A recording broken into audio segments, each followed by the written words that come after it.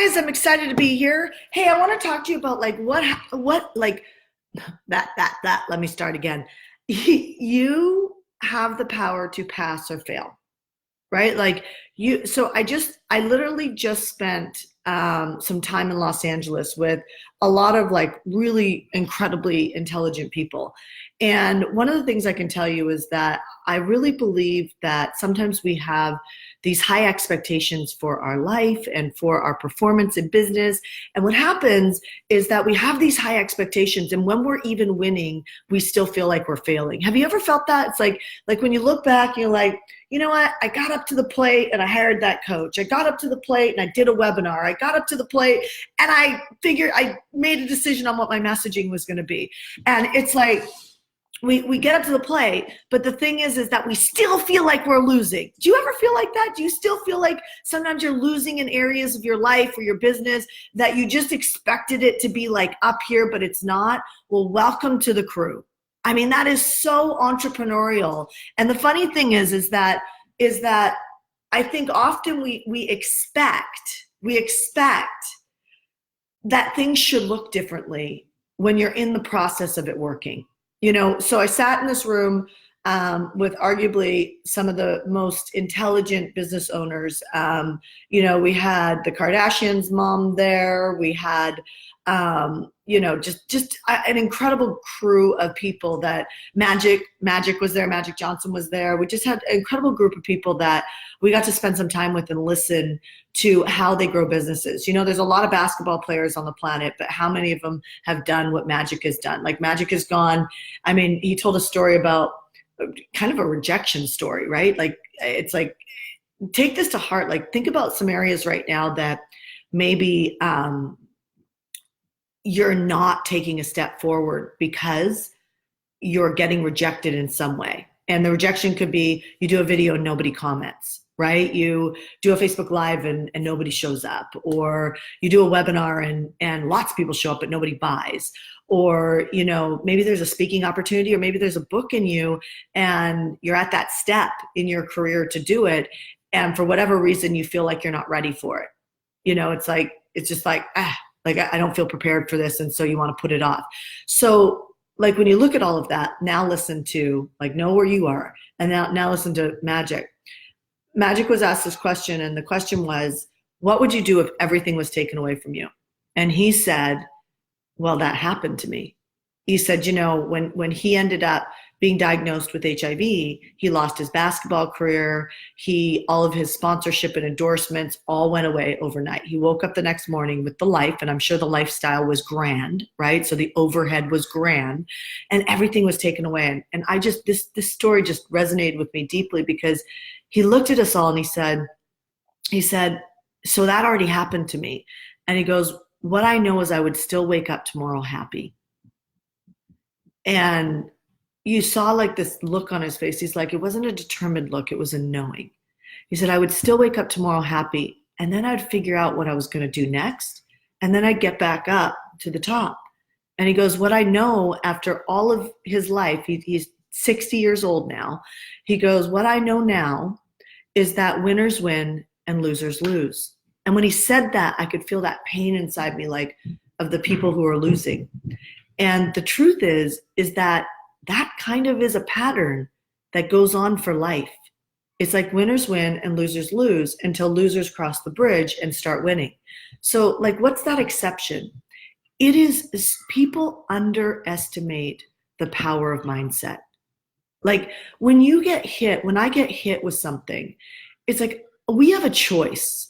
You know, we have a choice. Another thing that kept coming up is like, you know, when something hard, it happens to all of us. Like, we are all going to experience somebody dying in our life. We are all going to experience, at some point, we're going to be dying. We're all going to experience hard moments, like the like 12, meaning that like the worst thing that could ever happen. And then like things that really are the small stuff that you probably shouldn't be sweating, that are just frustrating you.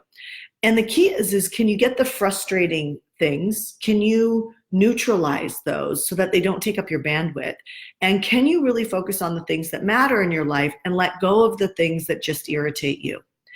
This is connected to mindset. And I hear very talented people that are not crushing it financially, that will say things like, get to the point, just give me the tactics. And I'm like, listen, I can give the tactics all day long, but that doesn't mean you're going to be successful, because losers lose and winners win. And it's, as much as people hate to hear those comments, because it's like somehow we're pushing down the people losing. It's like, no, no. If you're losing and you hear that and you're like, I don't want to be losing anymore, you can just change this thing up here. And when something happens that's really hard, like Magic went through when he got diagnosed with HIV, he's like, I'm beating HIV, he said, right? Then he said, and I beat that hard moment in my life and turned it around and became better. And I think when we lost like a head accountant in our company, I hired a CFO. Like, I stepped up to the plate and did what I needed to do for the company to grow the company.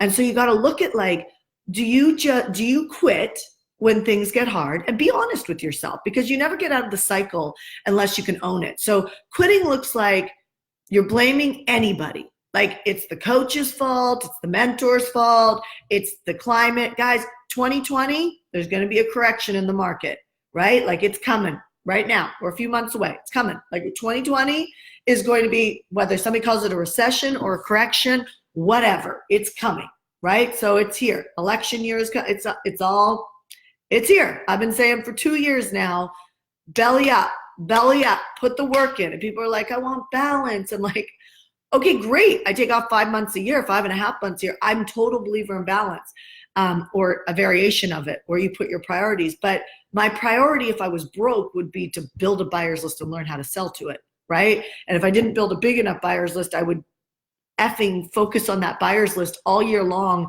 and do like everything I can to grow it. And it would become my sole focus, so that then I would have enough leads to talk to, and then I would get good at the selling, right? So my point is like, I think we get distracted because we get emotionally distracted with what's not working in our life. And then I remember somebody saying to me once, don't get too captivated, or don't get too fascinated with the drama in your life. And I was like, I just remember hearing that and going, oh, that's so true. Like, it's good to see why you act the way you act. But once you see it, then you have to you got to move out of psychology and move into, coaching, where it's like, coach yourself out of it. We have a group called Coach Yourself to Success, because it's like, you got to learn how to coach yourself to success. It is the number one secret. Sometimes you'll hear me reference like leadership. That's what I mean by leadership. Mindset is connected in leadership. Leadership is like, how do you act when somebody burns you? Do you get resentful? Do you get or do you just forgive them? And it's not good enough to just be a good idea. Like, you can't, I was just with, I don't know, does anybody know Pastor Carl Lentz, who runs a church called Hillsong in New York City? They have like 20 or 25,000 people who cross through their doors every weekend. Fascinating, right? Like, Grant Cardone spends an entire year to put 35,000 people in the 10X conference. And, a pastor is able to do that every single weekend constantly, right? What is that? It's a power of leadership. And when I was sitting with them, I was like, how do you put together, your meetings, like your services, your sermons, it's amazing. Like, everybody's like looking in the same bucket to like study from, like, it's important to study like from a mentor, right? But it's like, I've never looked to grow from a mentor, right? So what I mean by that is I always like to be with a mentor. I always have a mentor. I usually have a couple of them, but I study with one main mentor, right? And I always look at the mentor. I'm like, I'm studying, like, how do they think about things? Because I'm looking at their ways of being. I'm looking at their leadership more than I'm looking at the tactics, because the tactics are pretty easy to learn. But like, why do the tactics work or don't work?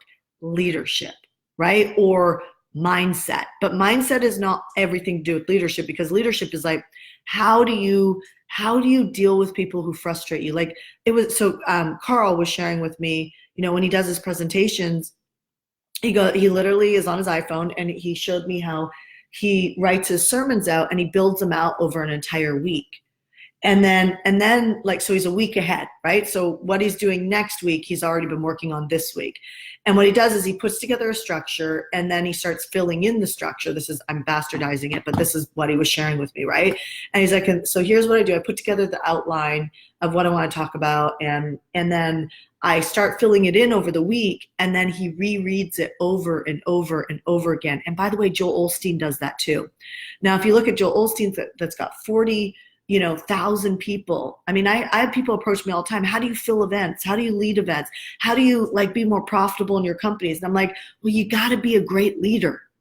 Like Joel Osteen, Carl Lentz, these pastors are great leaders, TD Jakes. Whether you believe in the Lord or not, I highly recommend, you won't feel depressed, put it this way. I highly recommend you start listening to some of their services and just look at how they put together a presentation. It's a presentation, it's a talk. But what they do is they put these together, and then Carl's like, I literally just reread it word for word, the script over and over and over again, and I pretty much memorize it. And then when I get in front of the audience, I've got my notes, and they're there to keep me on pace, but I already know the sermon like off the back of my hand. So you think about, first of all, inspired me. I'm actually thinking about Coffees with Shanda. I would love to hear your feedback, right? What's more valuable to you? I've been thinking about Coffees with Shanda. Do I want to do them like Monday through Friday at 7 a.m.? Is that super valuable and helpful for you to have me in your ear like that? Or do I want to do one every week where I just prepare a week before and really dial it in, right? So it's super dialed in for you to really see if I can have the biggest like impact with you.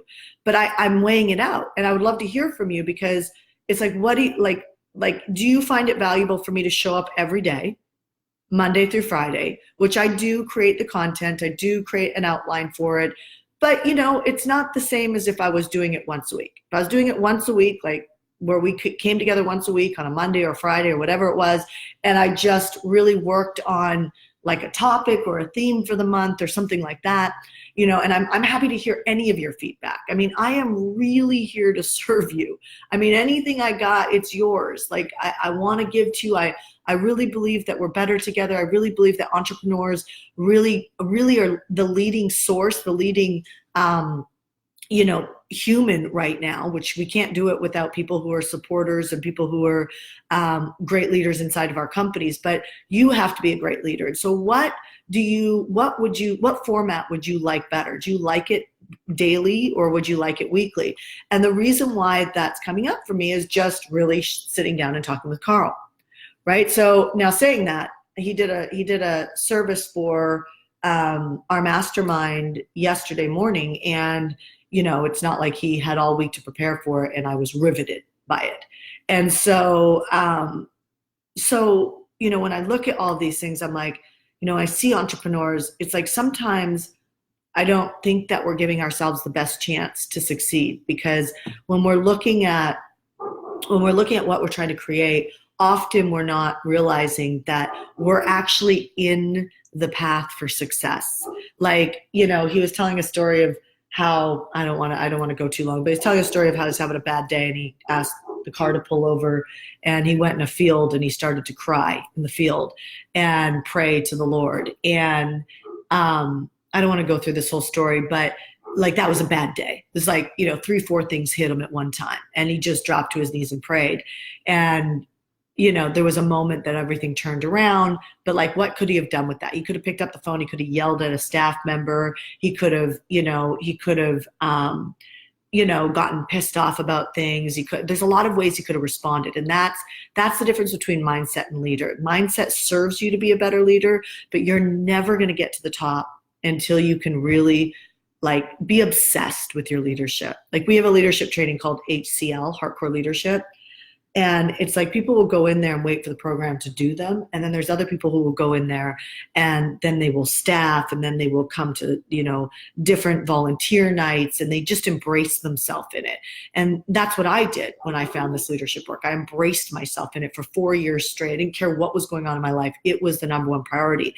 And now it's like, I'm looking at that next level again. I'm looking at, how do I develop my leadership again to that next level so that I have more grace? So I'm not trying to like chase grace, but I'm actually coming from grace. And so you got to look at where you're at. And I will promise you this. There are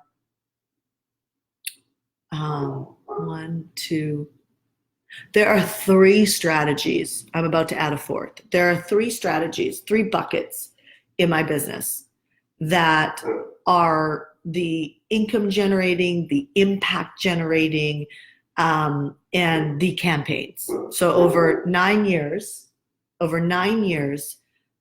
I have 3 buckets. So call them funnels, call them marketing campaigns, call them whatever you want. But I got 3 tactics over 9 years that has this empire be what it is and allows me to have what you might call balance in your life. And so if you think about that, here comes my son. If you think about that, why are you working so hard to keep learning more tactics? It's about getting involved in a group of people that are committed to going to the top and being the type of leader in whatever mastermind you're in, right? Whatever group you belong to. Are you leading that group to the top? Are you inspiring the other people in that group to become better leaders? Are you firing them up in the Facebook groups? Are you, connecting with people and, inspiring people to have a more productive day? Are you calling them forward to refer to whatever mastermind you're part of? I mean, I referred multiple people to the mastermind that I'm a part of. And, they had to be interviewed to come into it, but that was a $100,000 investment. I don't get an affiliate fee for that because top leaders are not about affiliate fees. You know what I mean? They're just not, they're just not. Like, they don't just give to people because they get affiliate fees or like because they're trying to get closer to another powerful person. That's not the game. They're like that. They're giving like that to someone who is like a homeless person on the street. Gets the same respect as someone who cuddles. My dog's like barking her head off. She's like, I want to go to breakfast. As someone who's at the top. So I just, sorry, this got a little disjointed, but I would love to hear your feedback. And I hope that this message resonates with you. And I hope that it makes an impact on your day. And I hope that you live a different day because of this message. But you have a choice. You have a choice on whether or not you pass or fail. And I suggest that you look at whatever tactic or tactics you're working on. If you got one up and it's rocking good, then get another one up and master that. Don't move on to another one until you master that. And when I say master, if you want to make $1 million, you better be making $1 million off it. You want to make 12, you better be making 12. But don't be sitting there flipping from tactic to tactic. Oh, I feel like I got to write a book because it didn't me. Oh, I feel like I got to, do a affiliate launch because I saw a bunch of people making a bunch of money on it. It's like, stop running your life like that, because all you're doing is the holy dollar is your master, and you got to stop doing that. You got to be the leader, and the leaders get masterful at one tactic and before they start putting up another tactic. And when you start operating like that, you start to manage your brain a little bit differently. I'm telling you, there's a lot of time in a day. I mean, there's a lot of, I just sat with people that are running like 6, 7, 10 businesses, but they have A teams around it. In fact, in our Marketing Mastery Mastermind coming up here next week, we brought somebody in to show our Marketing Mastery clients, which is where people go after our PACE program, to show them how to build a team around a bucket so that you can let go of that bucket and move to another bucket. But if you can't manage your mind because you don't know how to manage your emotions, then you're just never going to be able to take coaching like that and do something with it, because you don't ever change, meaning that you show up to whatever tactic comes in front of you. And so if you aren't operating in a strong leadership way, you're not emotionally stable, or keep jumping from thing to thing, or you keep giving away your power, then shit. I mean, you really need to course adjust this right now, because you can be wildly successful at what you do. And you have so much power in yourself being successful at it. And, I just feel the calling to say this, like, I do believe, I'm like believing that there's a higher creator and a higher power to our life. I call it God, believing that that's connected, then that adds some supernatural dust to what you're doing. And then quantum leap opportunities happen. But if you're not responsible enough to hold it, then that quantum leap doesn't happen. So the creator watches you all the time. He knows who you are behind closed doors. So my suggestion is go deep on one tactic, learn how to sell it really well, learn how to deliver it really well. And whatever dollar amount is in your head, that's your tracker. That's your tracker. That tracker means that that's a benchmark you got to hit. And you got to hit it because for some reason you and our creator came up with that. That's why you had the idea in the first place. And so you got to hit it. And who you become to hit that is the leadership quality you're looking for. All right, you guys, keep it simple, keep it simple, keep it simple. Let me know. Do you want to hear from me Monday through Friday, or do you want one really good one every single week? All right, you guys, I love to talk to you.